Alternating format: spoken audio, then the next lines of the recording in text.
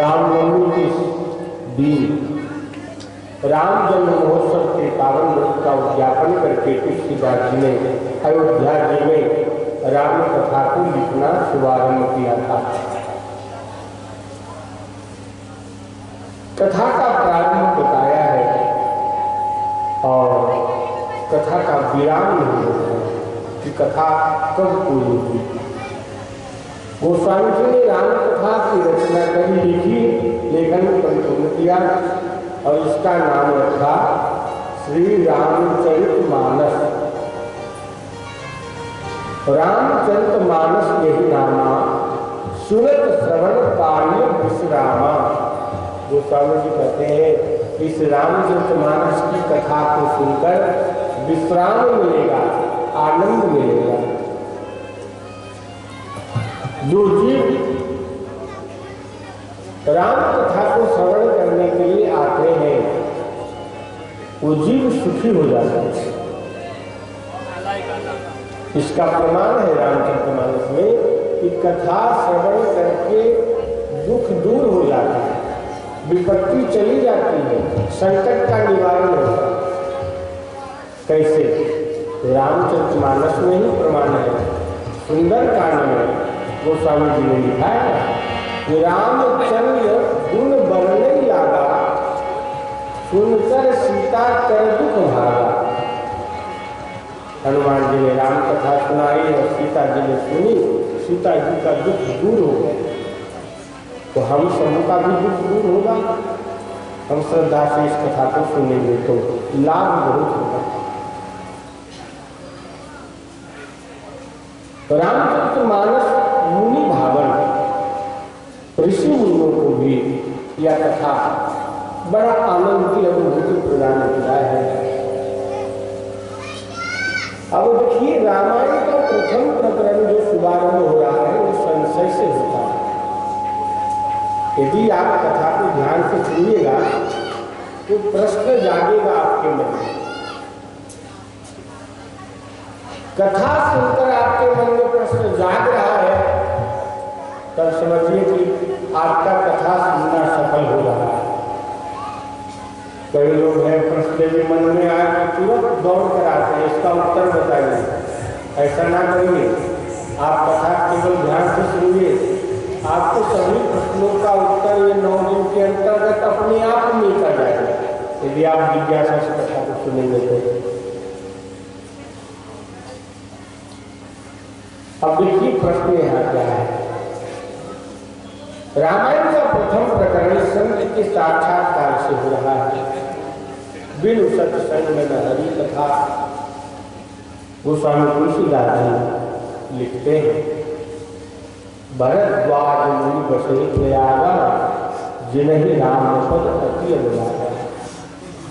जहां गंगा यमुना सरस्वती की त्रिवेणी बह रही हो ऐसे दिव्य स्थल प्रयागराज में महर्षि भरद्वाज ऋषि के आश्रम में, भरद्वाज ऋषि के अतिशय प्रेमी है और उन्होंने अपने जीवन में राम कथा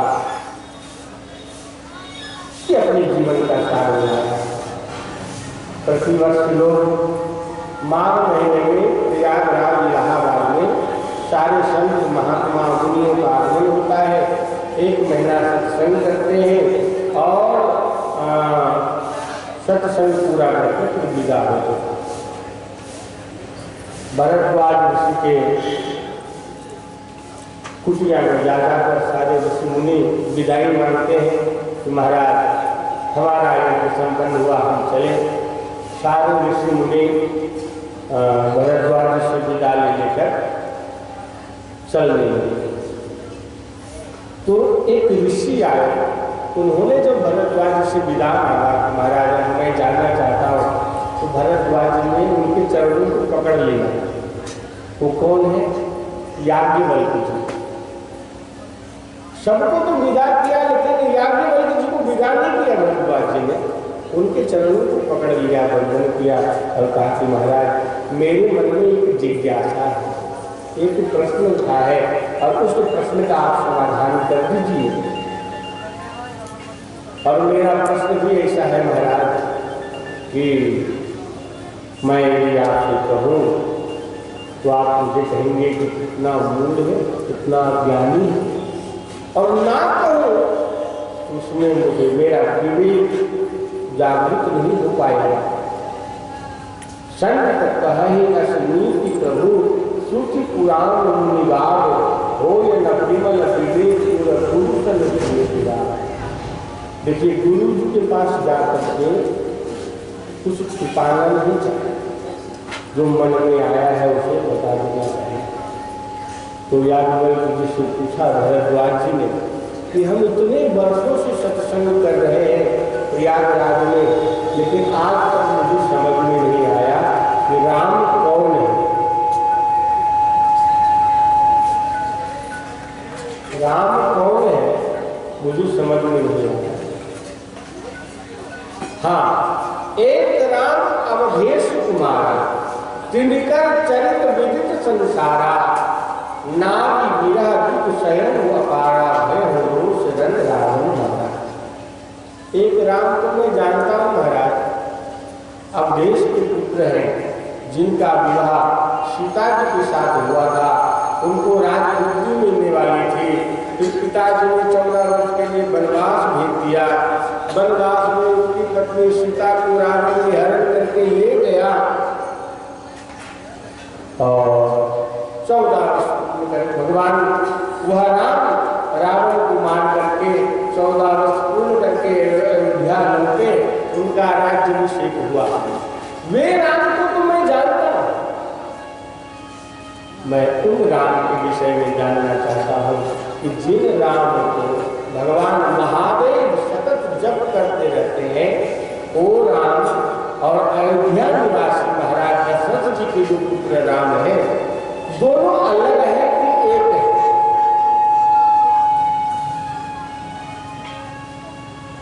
दशरथ पुत्र राम और जो शिव जी जिन राम नाम की महिमा को जपते हैं, दोनों एक ही हैं कि अलग अलग है महाराज? तो बताइए। बड़े प्रसन्न हो गए यादवल्क्य जी और उन्होंने कहा कि महाराज, आप मूढ़मत प्रश्न पूछ रहे हैं क्यों? कि आपके हृदय में राम कथा जानने की जिज्ञासा हुई है महाराज। मैं जरूर सुनाऊंगा, आप शांतिपूर्वक सुनिए, मन को लगाकर सुनिए। कौन कहा? यादवल्क्य जी ने भरद्वाज ऋषि को, और कहा तात सुनहु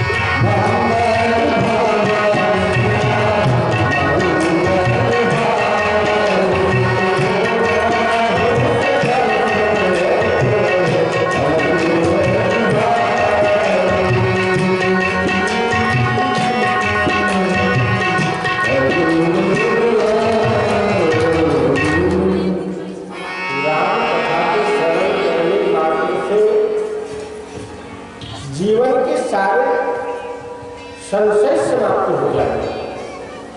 इस कथा को यह सुनिए।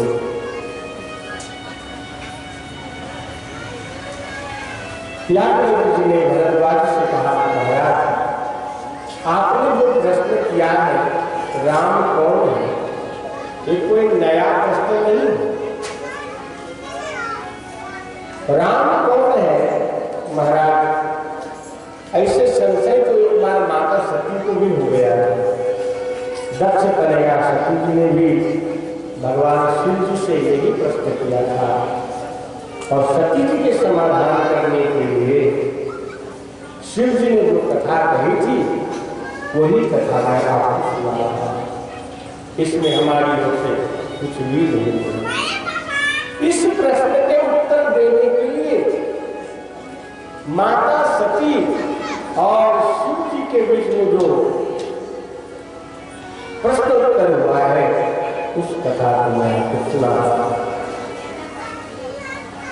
यह संशय शिव जी की जो अर्धांगिनी है माता सती, उनको भी संशय हो गया था कि राम कौन है। गोस्वामी जी ने लिखा, एक बार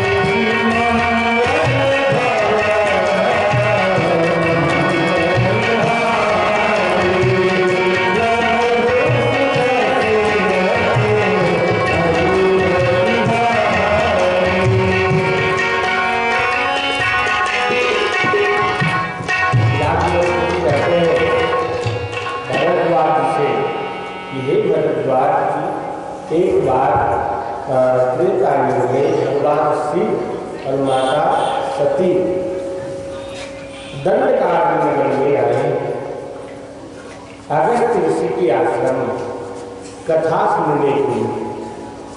देखिएगा कथा का प्रारंभ बड़ा दिव्य है। अभी यदि आपका मन कथा में लग जाएगा तो बड़ा आनंद देगा, नौलीना बहुत आनंद देगा। और प्रारंभ कथा को समझिएगा कि भगवान महादेव और माता सती दोनों कहाँ आए? दंडकारण्य में अगस्त्य ऋषि के आश्रम में कथा सुनने के लिए श्रोता बनकर के आए हैं। शिव और सती जी ने, अगस्त्य ऋषि जी ने भगवान महादेव का पूजन किया, स्वागत किया, माता पार्वती माता सती का भी सम्मान किया है। वक्ता ने श्रोता की पूजा की।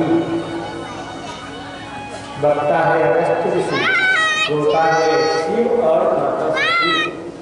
वक्ता ने श्रोता का पूजा किया और करना ही चाहिए। क्यों? क्योंकि वक्ता का श्रृंगार होता है श्रोता, और हर वक्ता अपनी वाणी में पुष्प चढ़ाकर श्रोता की पूजा करता है, श्रोता को सम्मान करता है। कभी कभी अति सरलता के लोग, जो व्यक्ति बहुत सरल होता है, बहुत सीधा साधा होता है, उसके लोग गलत फायदा उठा लेते हैं। और यही घटना घटी माता सती के साथ। भगवान शिव आए और सती जी आई, अगस्त्य ऋषि ने उनका पूजन किया। भगवान भोलेनाथ तो प्रसन्न हो गए कि देखो देखो कि वक्ता में लक्षण कितना सुंदर है, नम्र है, श्रोता की पूजा कर रहे हैं। ऐसे ही नम्रता होनी चाहिए वक्ता में। कथावाचक वक्ता में यदि नम्रता नहीं होगी तो कथा प्रकट नहीं होगा। शिव जी प्रसन्न हो गए, लेकिन माता सती बुद्धिमान बाप की बेटी थी, इसलिए अगस्त जी के सरलता का गलत अर्थ लिया। अरे तो देखो, ये तो हमारी पूजा कर रहे हैं, ये क्या खास कथा सुनाएंगे, तो घबराया हुआ है, डर रहा है, क्या कथा सुनाएंगे।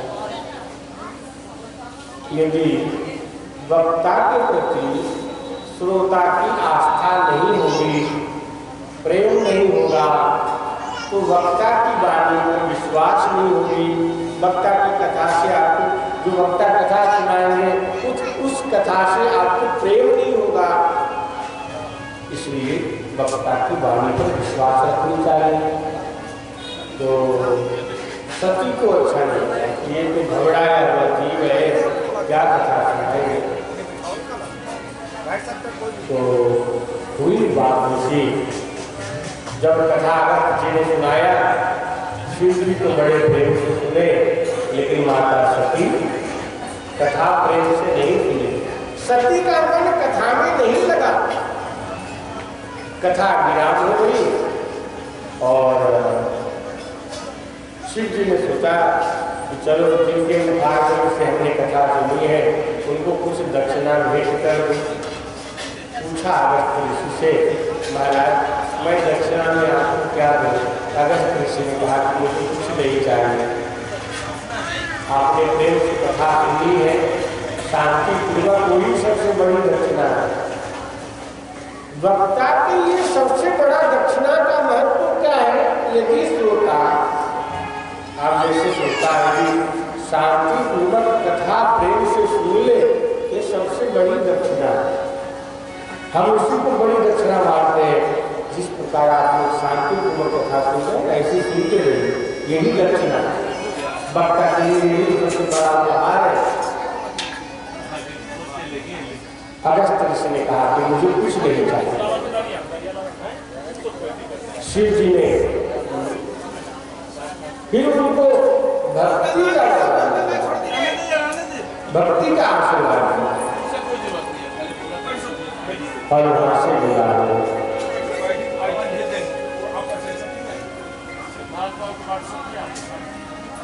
माता सती और शिव जी अगस्त ऋषि के आश्रम से चल पड़े। दंडकारण्य वन में आए, एक दृश्य देखा भगवान महादेव ने। जिन राम की कथा को सुनकर शिव जी चले, वो प्रभु राम का दर्शन हो गया शिव जी को। हुआ लेकिन विरागिनी के वेश में। कब रावण ने सीता जी का हरण करके ले गया और सीता जी के वियोग में भगवान राम दुखी रो रहे हैं, सीते सीते पुकार कर रहे हैं, आंखों से झरझर अश्रु बह रहे हैं। पत्नी के वियोग में भगवान राम दुखी रो रहे हैं और लक्ष्मण जी समझा रहे हैं कि भैया रोइए मत, सब ठीक हो जाएगा, भाभी जी मिल जाएगी, रोइए मत भैया।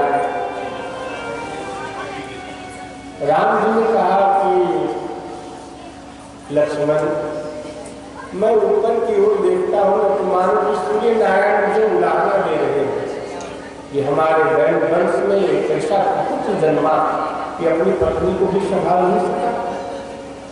नीचे की ओर दृष्टि जाती है लगन, तो मुझे ऐसा लगता है कि पृथ्वी माँ मुझे उलाहना दे रही है कि कैसा मेरे कुल में कैसा दमाद हुआ जो मेरी बेटी की रक्षा नहीं कर पाए, क्या करें। तो राम हो रहे हैं और उसी दृष्टि को, इसी दृष्टि में भगवान शिव जी ने दर्शन कर लिया भगवान राम को। गोस्वामी जी ने लिखा है, जब वो रो रहे हैं सीता के वियोग में, तो भगवान शिव और माता सती को बड़ा आश्चर्य हुआ और आश्चर्य होना ही था।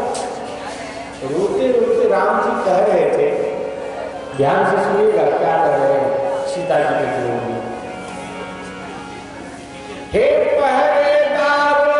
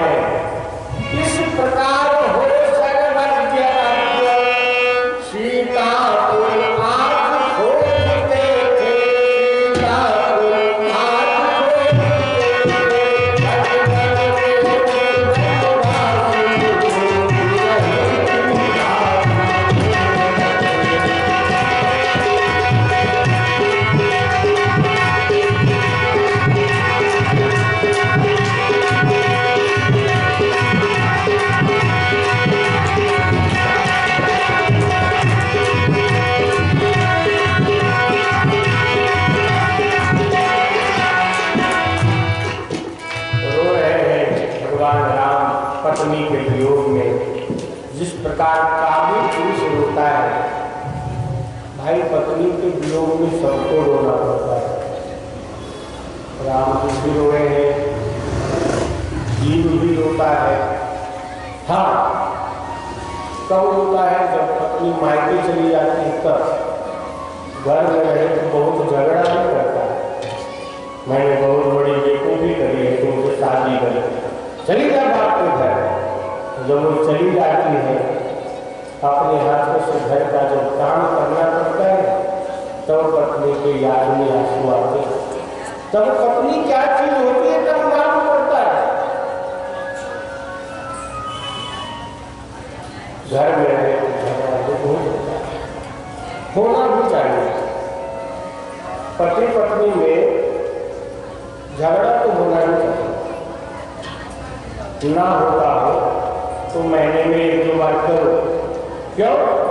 झगड़ा करने से प्रेम बढ़ता है। मैंने अनुभव किया, झगड़ा से प्रेम बढ़ता। तो राम जी भी रो रहे हैं। शिव जी ने रोते हुए राम जी को देखा, समझ गए कि भगवान की लीला है। प्रणाम किया।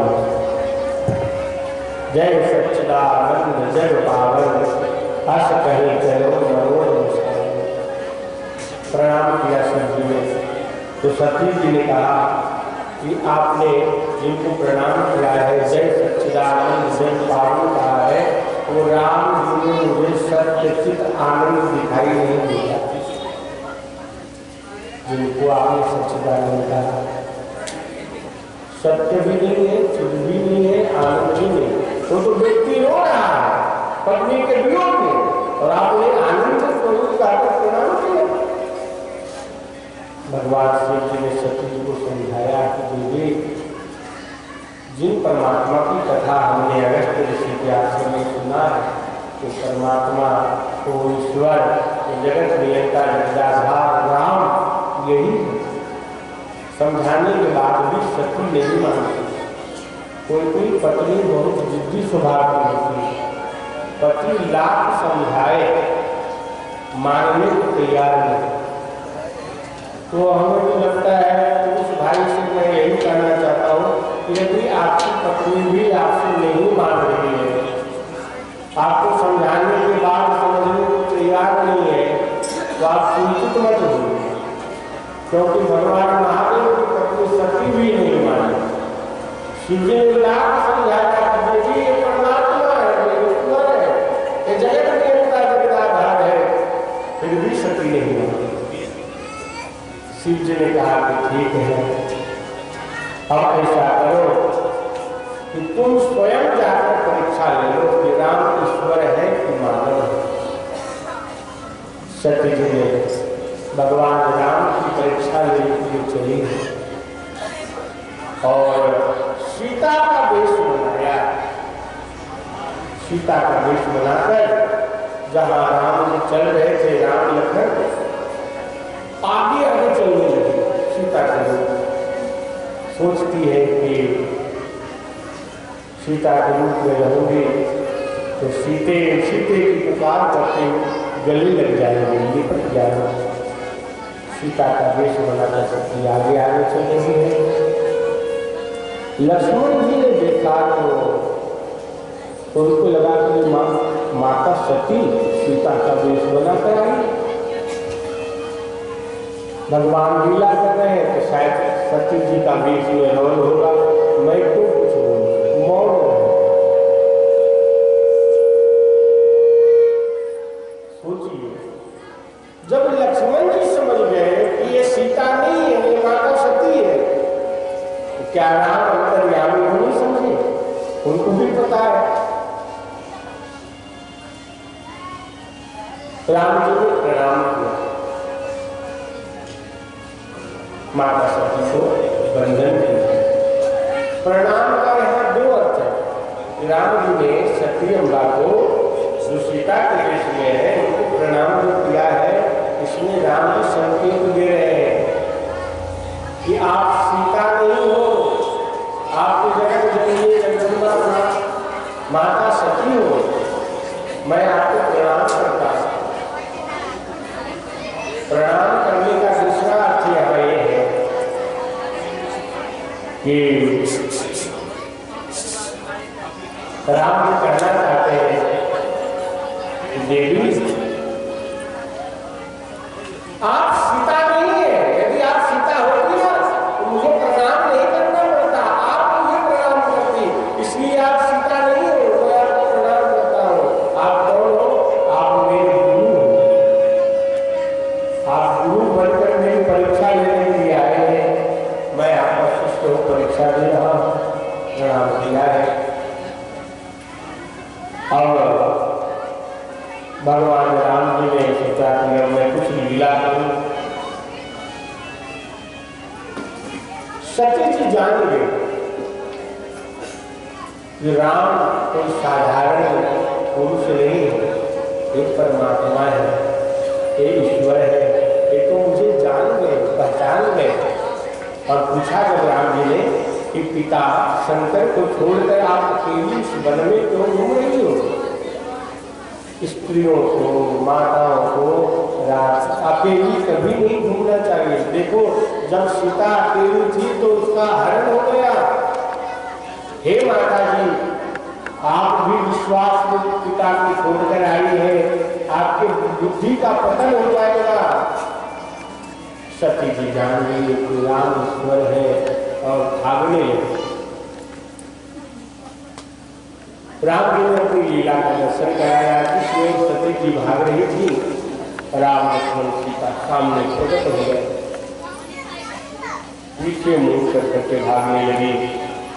उधर भी राम लक्ष्मण सीता प्रकट हो गए, चारों तरफ राम लक्ष्मण सीता जी दिखाई देने लगे। चक्कर आ गया सती को और पछाड़ खाकर भूमि पर गिर पड़ी। मुर्दा सिला शिव जी के पास आई है। शिव जी बड़ वृक्ष के नीचे बैठे थे, भगवान का नाम जप कर रहे थे। देखा सती को, मुस्कुराए महादेव, देवी आ गई, क्या समाचार है, ले लिया परीक्षा? सती जी बोली थी नहीं ना, देखिए सती माता माया के बल आज झूठ बोल रही है। बताइए, सती जी कहती है कि मैंने कोई परीक्षा नहीं लिया, कछु ने परीक्षा ने किंतु प्रणाम तुम्हारे नारी।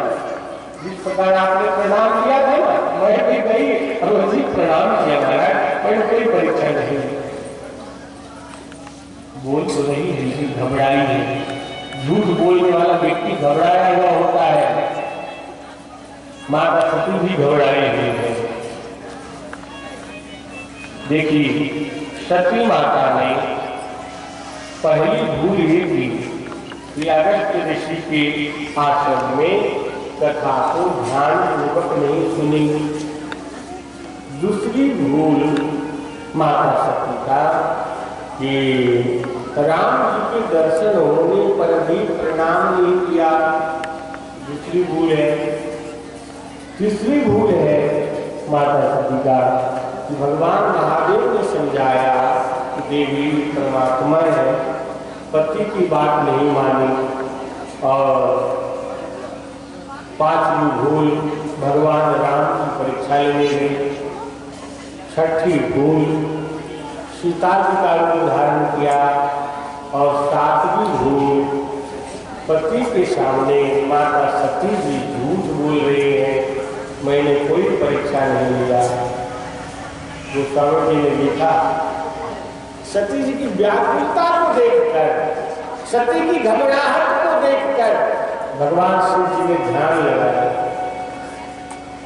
तब शंकर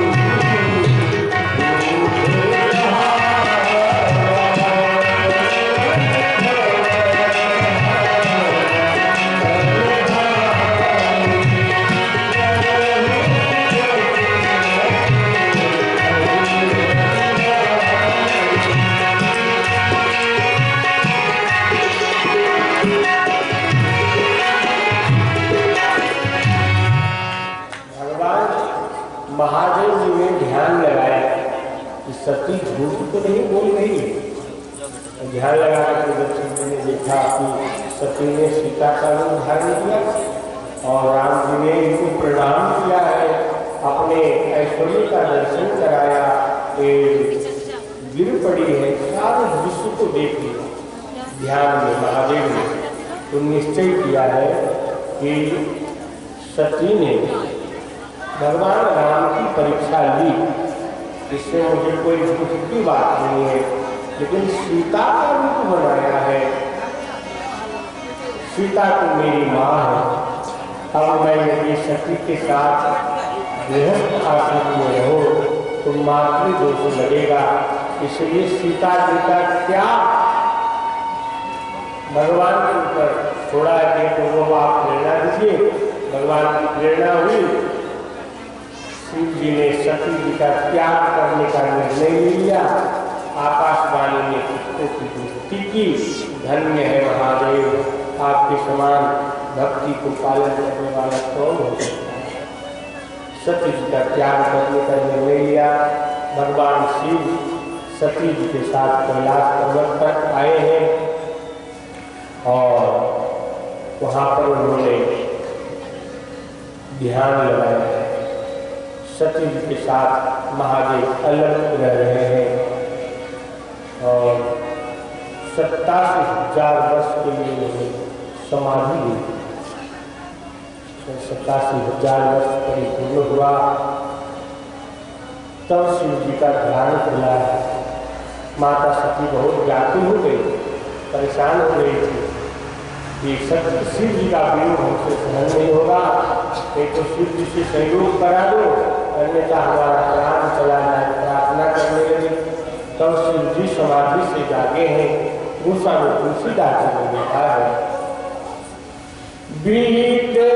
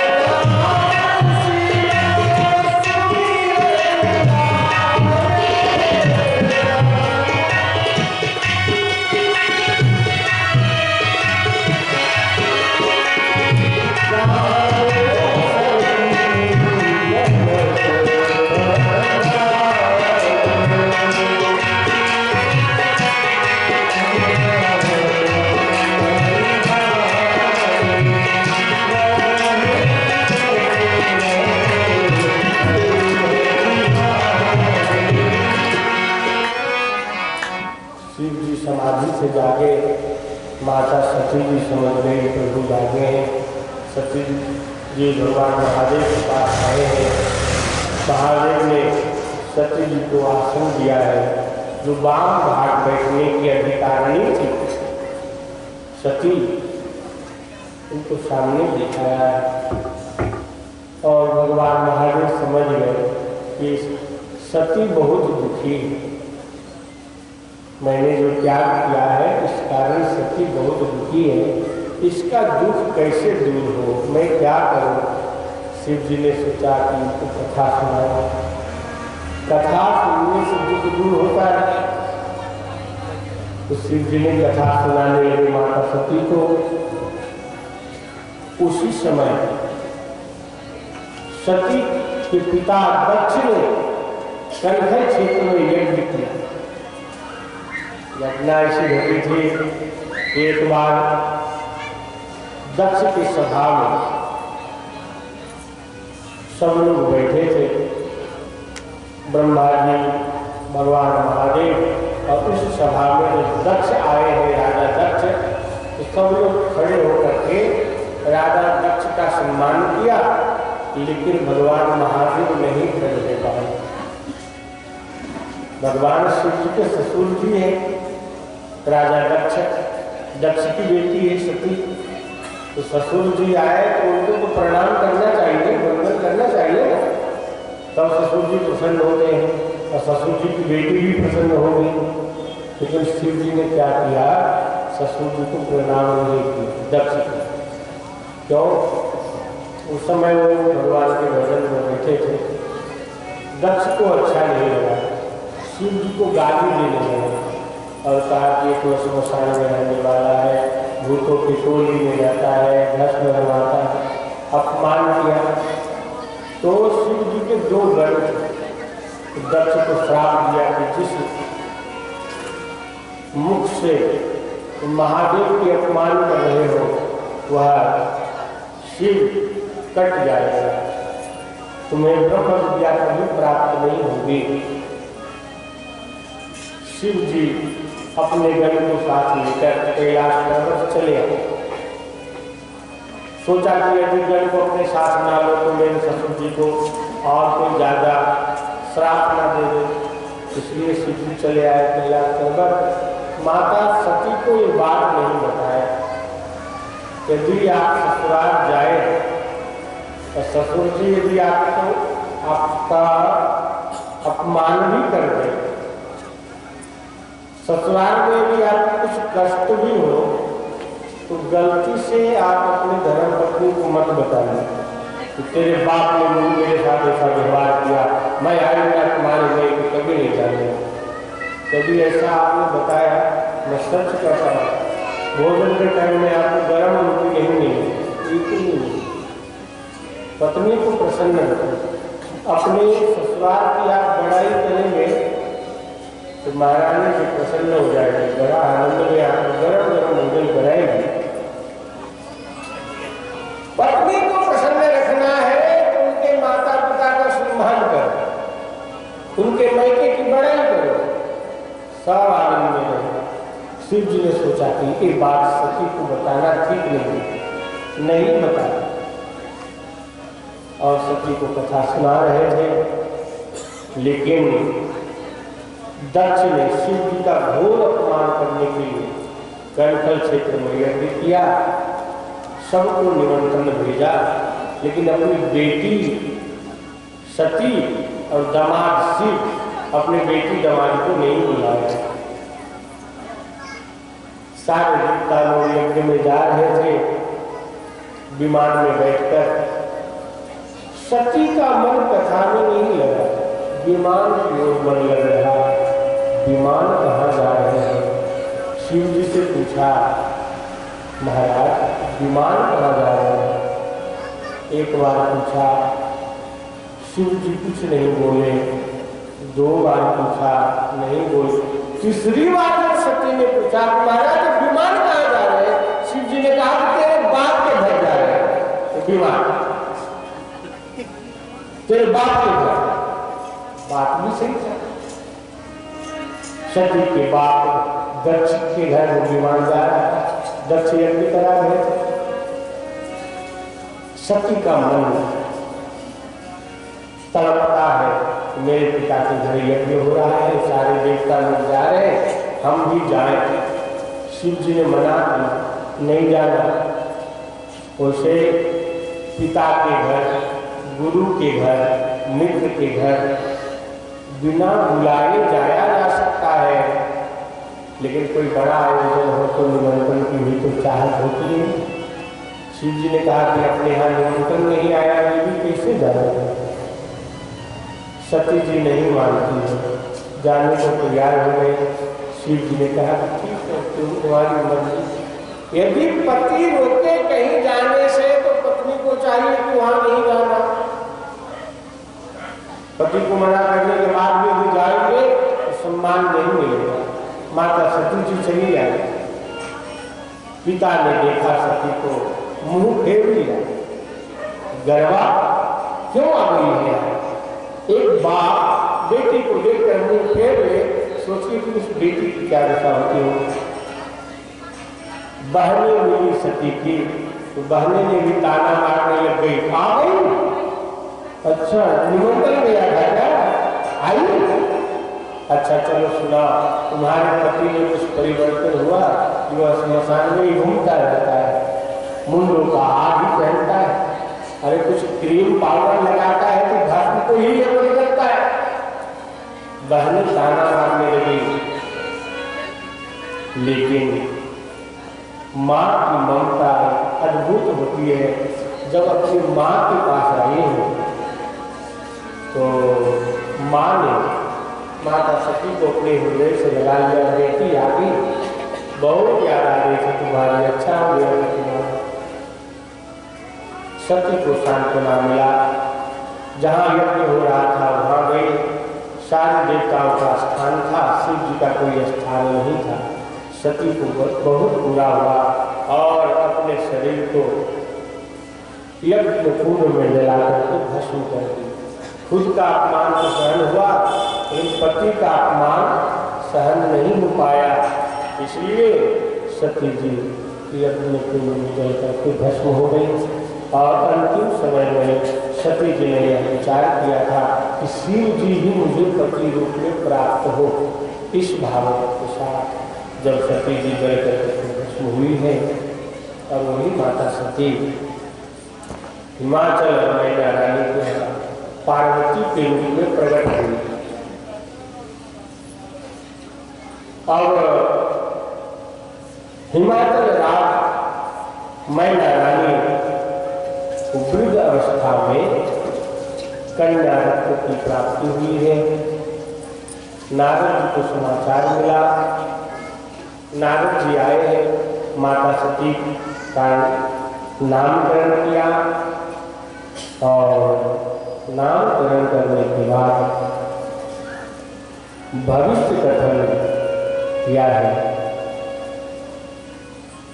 हिमाचल राज मैना रानी ने कहा नारद जी से कि मेरी बेटी के हाथ देखकर बताइए कि इसको कैसा पति मिलेगा। बेटी का जन्म हो तो माता पिता का विवाह की चिंता पहले हो जाए, इसका पति कैसा मिलेगा बताइए। नारद जी ने कहा कि तुम्हारे बेटी के हस्तरेखा में बहुत सुंदर योग्य है, सब कुछ अच्छा रहेगा, लेकिन इसका जो पति मिलेगा वो सुनो कैसा मिलेगा।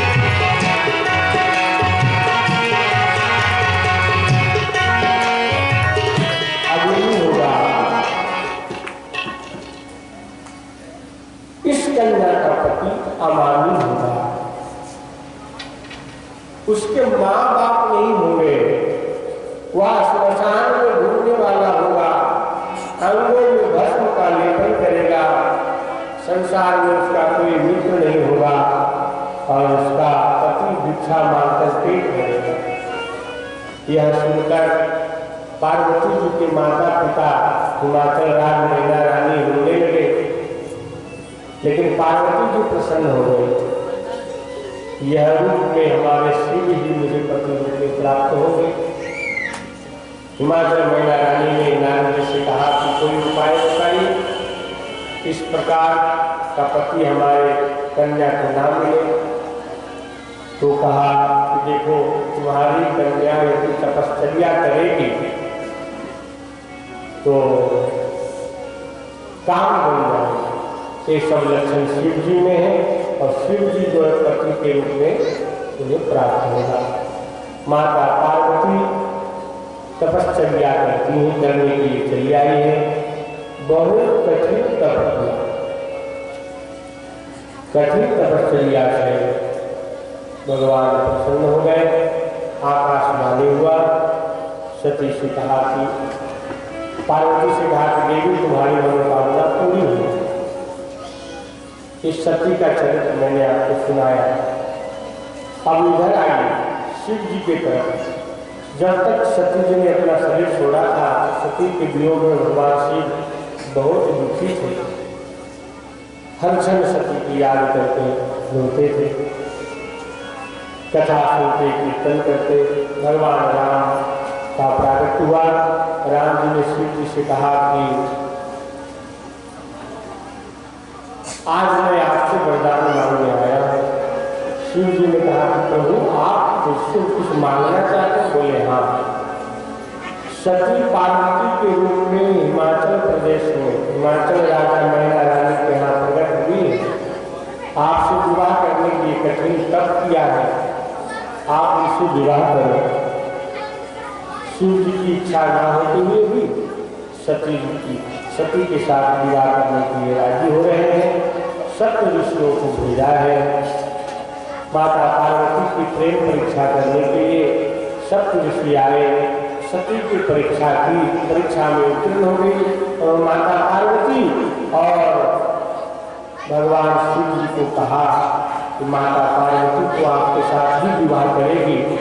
ये दृढ़ निश्चय है उनका। भगवान महादेव पार्वती की प्रेम के वर्णन को सुनकर समाधिस्थ हो गए। उसी समय तारकासुर का प्राकट हुआ है और ब्रह्मा जी की तपस्या करी। ब्रह्मा जी ने तारकासुर को आशीर्वाद दिया है, वचन मांगा था कि शिव जी के पुत्र से ही हमारी मृत्यु हो और कोई मुझे मार न सके। भगवान ब्रह्मा जी ने वरदान दिया है तारकासुर को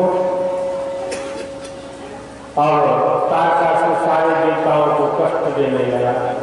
सारे देवता ब्रह्मा जी के पास आए कि महाराज बेकार का तो हमें बड़ा दुख दे रहा है, इसकी मृत्यु हो, कोई उपाय करिए। बोले कि ये शिव जी के पुत्र से ही इसकी मृत्यु होगी, और शिव जी तो समाधि में बैठे थे, इनके समाधि को कैसे जगाया जाए? कामदेव को भेजा है। कामदेव ने शिव जी की समाधि को भंग किया और शिव जी के तेजोग्नि में जल करके कामदेव जल कर खाक हो जाता है। फिर रति आती है और प्रार्थना करती है कि भगवान महादेव प्रसन्न हो जाते हैं। रति से कहते हैं कि जब यदुवंश कृष्ण अवतारा तब कृष्ण के पुत्र में के रूप में तुम्हारा पति तुम्हें प्राप्त हो जाएगा। शिव जी की समाधि कामदेव ने खोला। सारे देवता ने आकर के महादेव से कहा कि प्रभु, हम आपके विवाह महोत्सव को देखना चाहते हैं। शिव जी ने स्वीकृति दे दी है। देवताओं तुम्हारे कहने से विवाह करने वाला नहीं, लेकिन भगवान राम की आज्ञा है, उनके आज्ञा को मानकर मैं विवाह करने को राजी हूँ। सारे देवता लोग प्रसन्न हो गए। हिमाचल राज्य में शुभ संदेश भेजा गया। लग्न मुहूर्त तिथि सब निश्चित किया गया है और भगवान महादेव की विवाह की तैयारियां होने लगी। भगवान महादेव ने सबको कहा कि जाओ, सब तैयारी करो और हम विवाह करने के लिए राजी हैं। सारे देवता लोग सजने लगे, संवरने लगे, अपने विमानों को भी सजाया। देव पत्नियां सुंदर श्रृंगार से सज रही है और सब लोग सजने में लगे हैं, लेकिन जो दुल्हा राजा है उनको कोई सजा नहीं रहा है। दूल्हा राजा तो भोले भाले हैं, भोले भंडारी बैठे। तो शिव जी के गणों ने सोचा कि हमारे स्वामी का विवाह है, आज श्रृंगार करना चाहिए। तो अद्भुत श्रृंगार किया है भगवान शिव जी का। जो जटा बिखरे थे उसको मुकुट बनाया। इधर जो बड़े बड़े सांप घूम रहे थे उसको पकड़ कर एकत्रित किया और बांध दिया। सब ठंड पर फैलाए हुए मौरी पहना दी और सांप की पूंछ लटक रही है। दूल्हे का चेहरा सुहाना लगता है। अद्भुत स्वरूप बनाया महादेव का। बाल भी सांपों का, जलों भी सांपों का, मुकुट और मौरी भी सांपों का निर्विकल्प लगते हैं। नंदी बैल के ऊपर बैठे हैं, जिधर कुछ है उधर मुंह करके महादेव बैठे। अद्भुत बराती चलते सारे देवता लोग हंसने लगे। देव पत्नियां भी मुस्कुराने लगी कि जिस कन्या का विवाह महादेव के साथ होगा वो भी अद्भुत कन्या होगी। शिव गणों ने सोचा कि देवता लोगों ने सोचा कि भाई शिव जी के साथ चलने में हमारी शोभा नहीं, हम तो पीला पीताम्बर पहने हैं, हमारे पास विमान है और ये बौड़ाहा पगला कैसा भय है कि नदी के ऊपर बैठा, मैं भी चलने लगेगा। अले गले में घष्ट, सांपों की मौरी, पार मार रहा है। सारे देवता लोग अलग है शिव जी से, उनके साथ चलने में हमारी शोभा नहीं। अलग हो गए तो महादेव ने अपने गण को कहा कि हमारे जो बारात में चलने के लिए इस मसान में जितने भूतों की टोली है सबको निमंत्रण भेजो। मंत्र शक्ति का प्रयोग किया गया। जितने भूत प्रेत पिशाच डाकिनी शाकिनी सब भगवान महादेव के बाराती में चलने को तैयार होते हैं। अद्भुत यह बारात हिमाचल नगरी की ओर चल पड़ा है। क्या करें, समय बहुत है, कथा बहुत विलम्ब से प्रारंभ हुआ है। 9:30 बजे तक कथा विराम का समय है, तो आज बड़ा संक्षिप्त में ही शुरू। कल फिर से प्रयास किया जाएगा। कथा विराम का समय हुआ है, थोड़ा सा आप दर्शन करते हुए चलिए। भगवान शिव जी का विवाह करा दूँ ताकि उपस्थित सभी को भगवान के विवाह महोत्सव का दर्शन हो जाए। बारात चल पड़ी, अद्भुत बारात। ऐसी न देखी बारात हो जैसे शिव की बरतियां। ऐसी न देखी बारात हो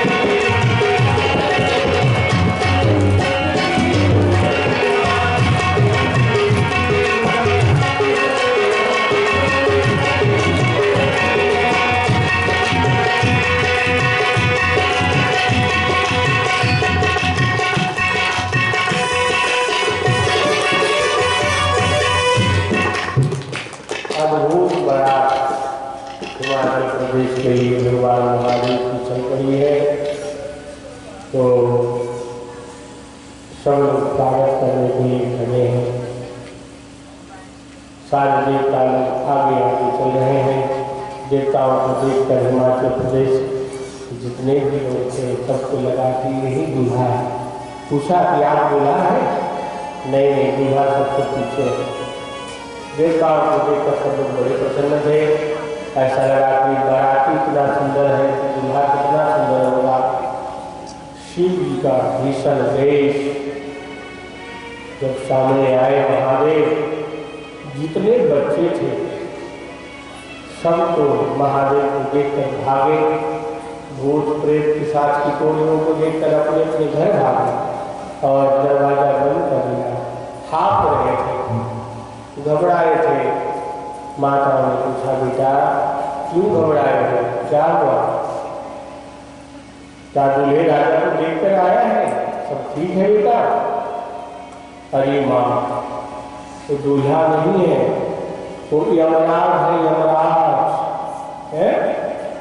भूत प्रेत पिशाच की टोली में लेकर आया है और उस यमराज को, उस टोली को देखकर जिंदा जागता जो रह जाएगा वही पार्वती की दीवार को देखेगा। माताओं ने अपने अपने बच्चों को समझाया कि बेटा ऐसा नहीं बोलते, तो महादेव की टोली है, भगवान शिव जी को बनाते हैं। समझाया बच्चों को। बच्चे लोग थोड़ा धैर्य रखते हैं। अब दूल्हे को परीक्षण करने के लिए माताएं आ रही है। मैना रानी सुंदर थाल सजाई है, सोने की थाल, दीपक लेकर के, दीपक प्रज्वलित करके आ रहे हैं। संतों का कहना ऐसा है कि शिव जी का विकराल वेश पहले नहीं देखा पार्वती की मां मैना ने, और फिर हाथ से आरती की थाल गिर पड़ी। अभी विकराल वेश नहीं देखा था। शिव जी का सुंदर स्वरूप में दर्शन किया पहले माता पार्वती की मां है मैना रानी। देखा कि महादेव कर्पूर गौरम करुणावतारम संसार सार, महादेव के रूप को देखकर मोहित हो बड़ा आनंद हुआ। और देखा कि इनके ललाट में चंद्रमा शोभायमान, भगवान शिव जी के ललाट में चंद्रमा, उनको मैं इस दीपक क्या मोहित कर सकती है, या सोचकर हाथ से खाली गिर पड़ी। कथा तो ऐसी है कि जब मैना जी आई परीक्षण करने के लिए, तो भीषण देश में देखा नाव उपकार मार रहा है, नंदी पर बैठे हैं और वो भी जिधर नंदी का पूछ है, बैल की पूछ, उधर मुंह करके बैठे। पूछ को पकड़ा है जैसे घोड़े का लगाम पकड़ लिया है, ऐसे बैठे।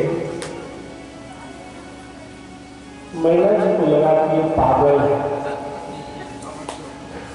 इस पगला के लिए इतनी तपश्चर्या करी मेरी बेटी, इतनी कठिन तप इस पागल दूल्हा के लिए किया। सारी सखियां कहती है कि नहीं, पार्वती के लिए ऐसा पगला दूल्हा गौरा वर नहीं चाहिए, वो तो बहुत कोमल है। बौड़ा के साथ कैसे रहेगी? एक सखी ने कहा कि जाकर पार्वती को समाचार दे दो कि पार्वती ऐसे बौड़ा वर से विवाह नहीं करना। अरे गौरी सखिया से कहीं जाई रे,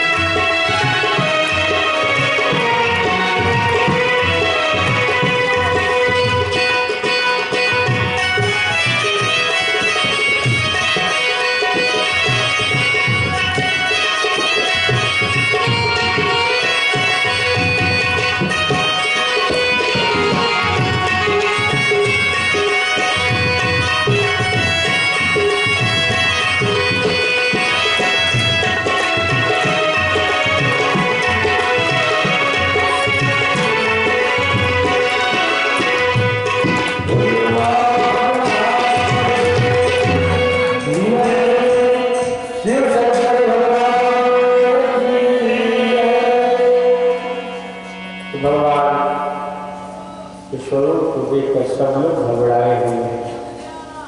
माता मैना ने इस रूप को देखा है। आपकी की थाली नीचे गिर पड़ी और सोचती है कि चाहे वो भी हो जाए, ऐसे पगले बल के साथ, बौराहा दुल्हा के साथ मैं अपनी बेटी की विवाह नहीं होने दूंगी। अपने घर में आकर के पार्वती को अपने गोद में लेकर मैना की बहुत रो रही है।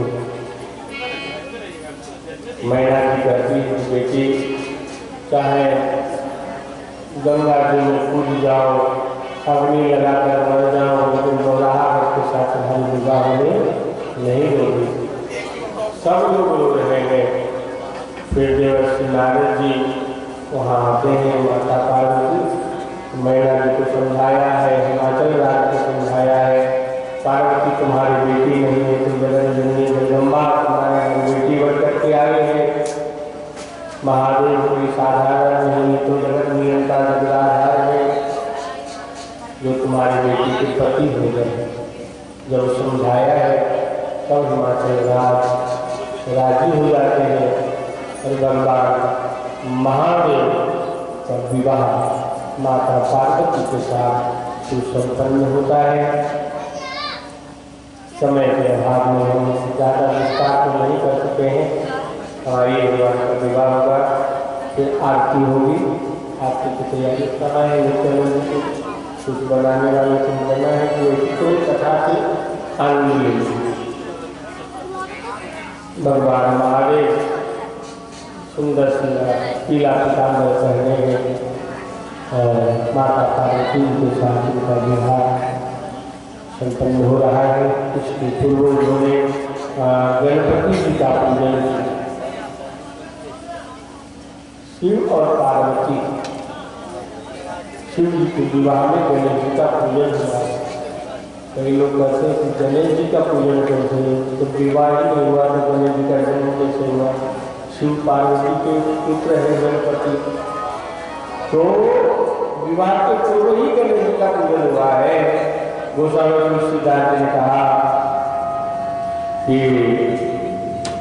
कोई सुन संशय करे नहीं, सुन अनाथ किए जा,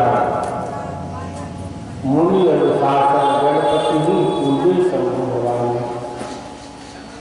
कोई संशय नहीं करेंगे, क्योंकि विवाह अभी हुआ नहीं तो गणपति जी आए कहाँ से। गणेश जी तो शाश्वत है, अनादिकाल की देवता है। विवाह की जो श्रुति परंपरा थी मुनियों ने सब करवाया। हिमाचल राज्य के हाथ में कन्यादान के लिए हाथ में जल और सूखा डाल दिया, संकल्प हुआ। अब हिमाचल ने माँ भवानी के करकमल में शिव जी के करकमल में समर्पित किए है। विवाह संपन्न हुआ है। गोस्वामी जी ने लिखा,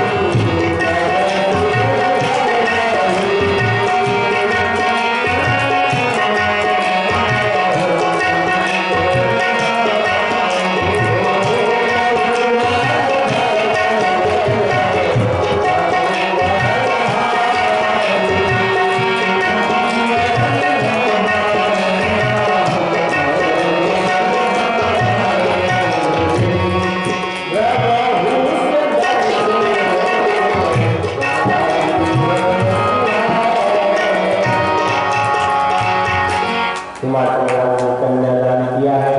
कन्यादान के पश्चात हिमाचल राज्य ने बहुत कुछ दान किया है। अनेक गौदान किया, हाथी घोड़े बहुत कुछ दिया।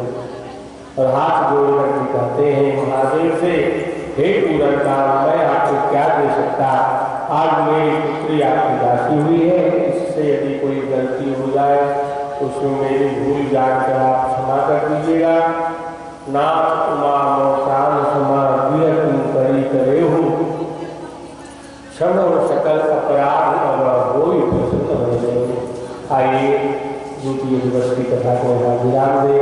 भगवान नाम संकीर्तन के साथ कथा विसर्जन हो रहे।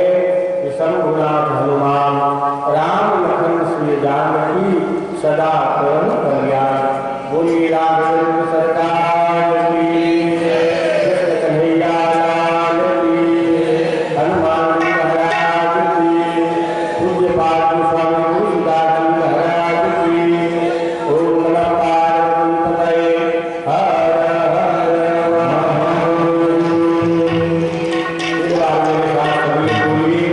हरे कृष्ण कृष्ण कृष्ण हरे हरे, हरे राम राम राम हरे हरे। हरे कृष्ण कृष्ण कृष्ण हरे हरे, हरे राम राम राम हरे हरे। हरे कृष्ण कृष्ण कृष्ण हरे हरे, हरे राम राम हरे हरे। बोलिए रामचंद्र भगवान की जय।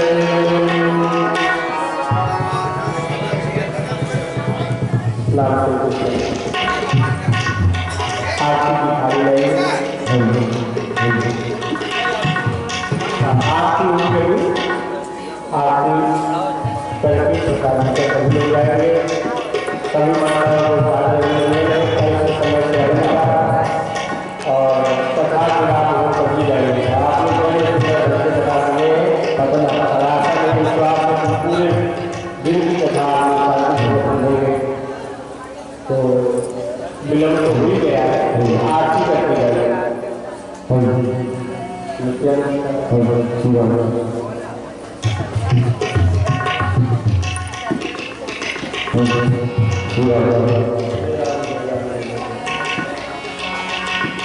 श्री राम